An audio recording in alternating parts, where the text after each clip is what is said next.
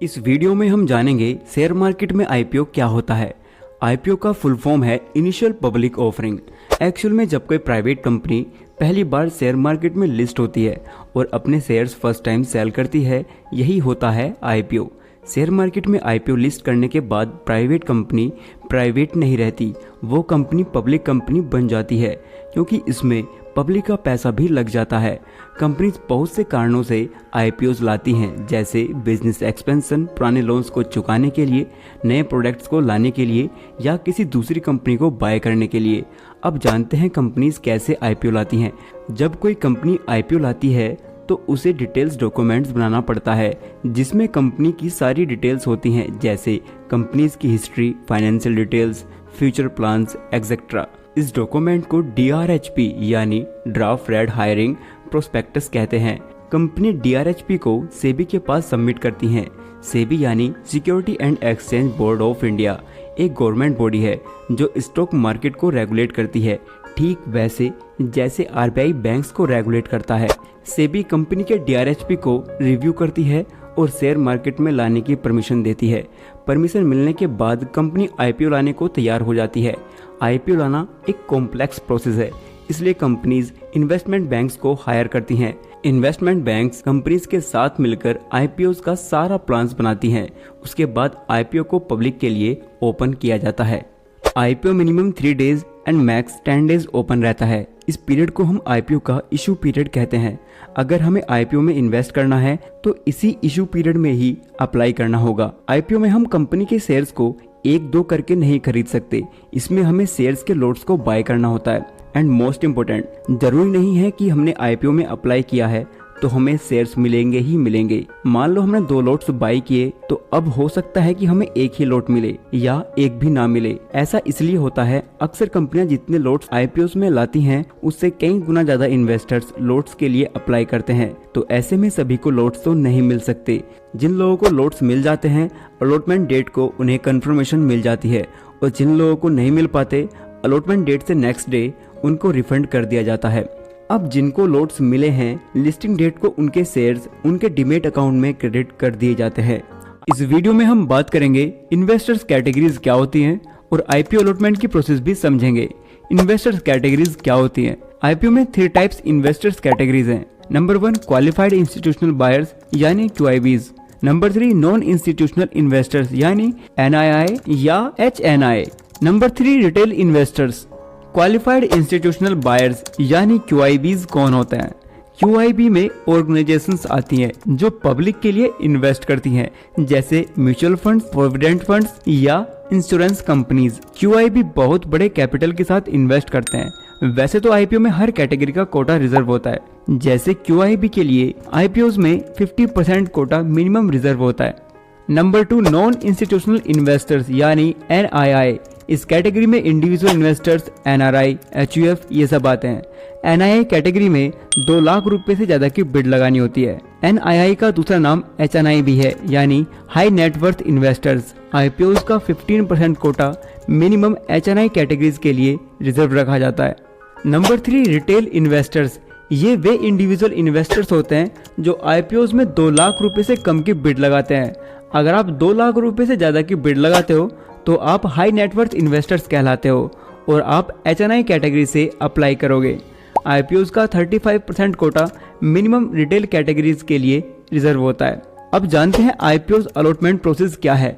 IPO में bid लगाने के कुछ ही दिन बाद शेयर्स की अलॉटमेंट होती है।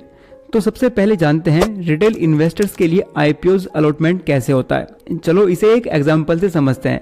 XYZ कंपनी अपना आईपीओ लेकर आती है। इसके एक लॉट का साइज है 14 शेयर्स, जिसके सिंगल शेयर का प्राइस है 1000 रुपीज, और इस तरह XYZ का एक लॉट 14,000 रुपीज का होगा। और इस आईपीओ में बिड करने के लिए आपको कम से कम एक लॉट पर बिड करनी होगी। अगर आप XYZ के एक लॉट से 18 लॉट तक की बिड लगाओगे तो आप रिटेल इन्वेस्टर्स कहलाओगे और आपको रिटेल कैटेगरी से अप्लाई करना होगा, क्योंकि 18 लॉट तक आपकी अलॉटमेंट 2 लाख रुपए से कम होगी और आप रिटेल इन्वेस्टर्स कहलाओगे। बट अगर तुम 18 लॉट से अधिक की बिड लगाओगे तो आपकी लॉट 2 लाख रुपए से ज्यादा हो जाएगी और आप हाई नेटवर्थ इन्वेस्टर्स कहलाओगे और आपको HNI कैटेगरी से अप्लाई करना पड़ेगा। आईपीओ में ओवर सब्सक्राइब क्या होता है?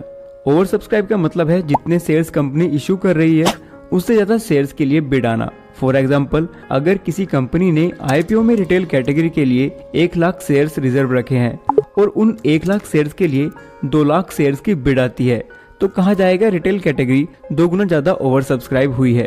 अब जानते हैं रिटेल कैटेगरी को अलॉटमेंट कैसे दी जाती है। मान लो XYZ कंपनी के आईपीओ में रिटेल कैटेगरी के लिए 20,000 लॉट्स रिजर्व हैं और अगर XYZ कंपनी के आईपीओ में रिटेल कैटेगरी में 20,000 लॉट्स की बिड आती है, तो ऐसे में सभी इन्वेस्टर्स को जितने लॉट्स के लिए उन्होंने बिड लगाई थी उतने लॉट्स अलॉट कर दिए जाते हैं। और अगर 20,000 से ज्यादा की बिड आती है, फॉर एग्जांपल 30,000 या 45,000, तो फिर जितने भी इन्वेस्टर्स हैं उन सभी को पहले 1 लॉट अलॉट किया जाएगा और फिर उसके बाद जो बाकी बचे लॉट्स हैं उनको उन इन्वेस्टर्स के बीच बराबर बांटा जाएगा जिन्होंने 1 से ज्यादा लॉट्स के लिए बिड लगाई थी। और अगर उन 20,000 लॉट्स पर बहुत ज्यादा बिड्स आती हैं, फॉर एग्जांपल 2 लाख 3 लाख, तो ऐसे केस में इन्वेस्टर्स को लॉटरी बेस पर अलॉटमेंट दी जाएगी। इस केस में इन्वेस्टर्स को एक ही लॉट अलॉट किया जाएगा, फिर चाहे उसने कितने भी लॉट्स के लिए बिड क्यों ना लगाई हो। लॉटरी बेस सिस्टम पर अलॉटमेंट की प्रोसेस कंप्यूटराइज और ऑटोमेटिक होती है।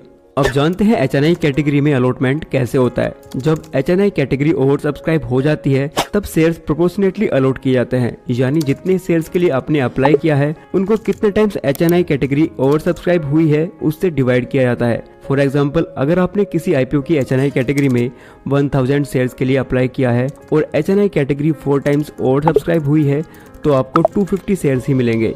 कोई भी एक्सपीरियंस्ड इन्वेस्टर किसी भी कंपनी के आईपीओ को जीएमपी देखकर ही बाय करता है और अक्सर कहा भी जाता है अगर किसी कंपनी की जीएमपी हाई है तो एक अच्छी अपॉर्चुनिटी है, अगर किसी कंपनी के आईपीओ की जीएमपी लो है या घट रही है तो उसे रिस्की माना जाता है। हम जानेंगे जीएमपी क्या है और साथ ही लिस्टिंग गेन क्या होता है। जीएमपी जिसका फुल फॉर्म है ग्रे मार्केट प्रीमियम, जो 2 शब्दों से मिलकर बना है, ग्रे मार्केट और प्रीमियम। जब हम शेयर मार्केट में पहले से लिस्टेड कंपनीज के शेयर्स को बाय और सेल करते हैं तो वो होता है व्हाइट मार्केट, क्योंकि ये एक तो लीगल है एंड सेकंड ये सेबी द्वारा रेगुलेट किया जाता है। और एक होता है ब्लैक मार्केट, यहाँ अलग अलग चीज़ों की कालाबाजारी की जाती है, ये इलीगल भी है और इसे किसी गवर्नमेंट अथॉरिटी द्वारा रेगुलेट नहीं किया जाता। और इन दोनों के बीच होता है ग्रे मार्केट। ग्रे मार्केट ना तो लीगल है और ना ही इलीगल, यानी पर्दे के पीछे बाइंग और सेलिंग तो होती है पर इसे किसी गवर्नमेंट अथॉरिटी द्वारा रेगुलेट नहीं किया जाता। ग्रे मार्केट को तो आप समझ गए। अब आता है प्रीमियम। प्रीमियम को हम कह सकते हैं एक्स्ट्रा, यानी हमें किसी भी चीज के फिक्स प्राइस से एक्स्ट्रा जो भी मिल रहा है वो होता है premium. For example, XYZ limited company अपने आईपीओ की कीमत 19 रुपीज पर शेयर तय करती है और इसका आईपीओ जीएमपी 50 रुपीज है, यानी तब कंपनी 140 रुपीज पर लिस्ट होगी। इवेंचुअली इन्वेस्टर्स को लिस्टिंग डे पर 55% प्रॉफिट होगा और यही एक्स्ट्रा प्रीमियम कहलाता है। जब भी कोई कंपनी आईपीओ लेकर आती है तो आईपीओ की डिटेल्स डिक्लेयर होने से लेकर लिस्टिंग डे तक लगभग 15 डेज का गैप होता है और इसमें 4 मेन डेट्स होती हैं। फर्स्ट, ऑफर स्टार्ट डेट, यानी जिस दिन से आप आईपीओ में बिड कर सकते हैं। सेकंड, ऑफर एंड डेट, यानी अब आप आईपीओ में बिड नहीं कर सकते। थर्ड, अलॉटमेंट डेट, यानी जिस दिन आपको ये पता चलता है कि आपको लॉट कंफर्म हुआ है या नहीं। अगर लॉट कंफर्म हुआ है तो बैंक से फीस मनी आईपीओ में इन्वेस्ट हो जाती है और अगर आपको लॉट नहीं मिलता है तो अलॉटमेंट डेट से नेक्स्ट डे आपको आपका पैसा रिफंड या अनफ्रीज कर दिया जाता है। Fourth and last, listing date. Listing date वो डेट होती है जिस डेट को आपके शेयर्स आपके डीमैट अकाउंट में क्रेडिट कर दिए जाते हैं। ग्रे मार्केट प्रीमियम प्राइस कैसे निकालते हैं तो इसको एक एग्जांपल से समझते हैं। एक आईपीओ जिसका शेयर प्राइस रखा गया है 1000 रुपीज और इसके एक लॉट का साइज है 15 शेयर्स, यानी मिनिमम इन्वेस्टमेंट 15,000 रुपीज है। मान लो एक सेलर अपने शेयर्स लिस्टिंग डे से पहले ही सेल करने को रेडी है। अब एक बायर आता है जो सेलर को अप्रोच करता है कि मैं आज ही 1300 पर शेयर देने को तैयार हूँ, यानी पर शेयर 300 रुपीज एक्स्ट्रा। यही एक्स्ट्रा 300 रुपीज ही जीएमपी प्राइस कहलाता है, क्योंकि बायर्स को कहीं ना कहीं ये उम्मीद होती है कि इस शेयर का प्राइस लिस्टिंग डे पर ज्यादा हो जाएगा। यहाँ पर कंप्लीट रिस्क सेलर से बायर की ओर ट्रांसफर हो जाता है। अब जानते हैं कोस्टक रेट क्या है।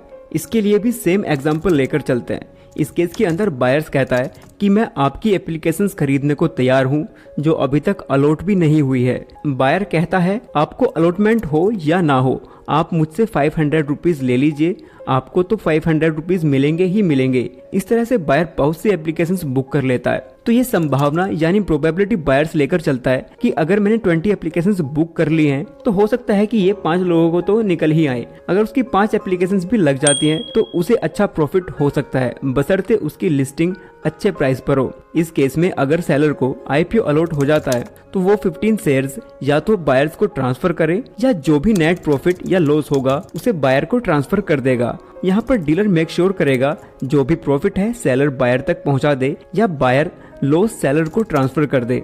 ये जो कोष्टक रेट होता है ये पर लोट कोट होता है। जैसे हमने जीएमपी में देखा था वो पर शेयर कोट हो रहा था, यहाँ कोष्टक रेट पर लोट कोट होता है। अब जानते हैं सब्जेक्ट टू सौदा रेट क्या है। जैसा कि हमने कोष्टक रेट के केस में देखा था, सेलर की एप्लीकेशंस लगे या ना लगे उसे 500 रुपीज मिल ही रहे थे। लेकिन इस केस में क्या है, बायर सेलर को कहता है अगर आपकी अलॉटमेंट आ जाती है तो मैं आपको 1500 रुपीज दूंगा। यहाँ पर सेलर को 1500 रुपीज फिक्स मिलने ही हैं। अब चाहे बायर को लॉस हो या प्रॉफिट। जीएमपी के क्या रिस्क है? जीएमपी का सबसे बड़ा रिस्क फैक्टर है ये मार्केट अनरेगुलेटेड है, यानी किसी अथॉरिटी द्वारा इसे रेगुलेट नहीं किया जाता। यहाँ कोई एग्रीमेंट इन रिटर्न नहीं होता, सभी एग्रीमेंट्स ओरली होते हैं।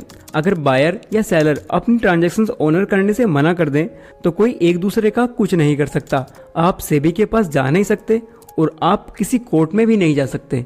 एंड सेकंड, ये जो ग्रे मार्केट का प्राइस है इसकी कोई रिलायबिलिटी नहीं है, यानी डीलर जो भी प्राइस आपको कोट कर रहा है वो बस आपको मानना ही होगा। ये कहीं पर लाइव ट्रेडिंग नहीं हो रही है। ये जो इन्फॉर्मेशन है ये रिलायबल ही नहीं है। हमें नहीं पता जो भी प्राइस किसी भी वेबसाइट पर दिया है उसको कितना रिलाय किया जा सकता है। और एक बात हमेशा याद रखें, ग्रे मार्केट का किसी भी कंपनी के फंडामेंटल से कोई लेना देना नहीं है। ये लिस्टिंग गेन के लिए एक इंडिकेटर की तरह वर्क करता है। In conclusion, grey market premium को जब तक कोई आईपीओ लिस्ट होता है तब तक का मार्केट सेंटीमेंट्स इंडिकेटर मान सकते हैं, इससे ज्यादा उसकी कोई वैल्यू नहीं है। यानी जीएमपी किसी स्टॉक के फंडामेंटल्स ग्रोथ को प्रिडिक्ट नहीं कर सकता। आई होप कि आपको ये वीडियो अच्छी लगी हो। अगर आपको ये इन्फॉर्मेशन अच्छी लगी है तो वीडियो को लाइक करें और हमें कमेंट कर बताएं कि आप इस वीडियो को आउट ऑफ 10 कितना रेट करोगे।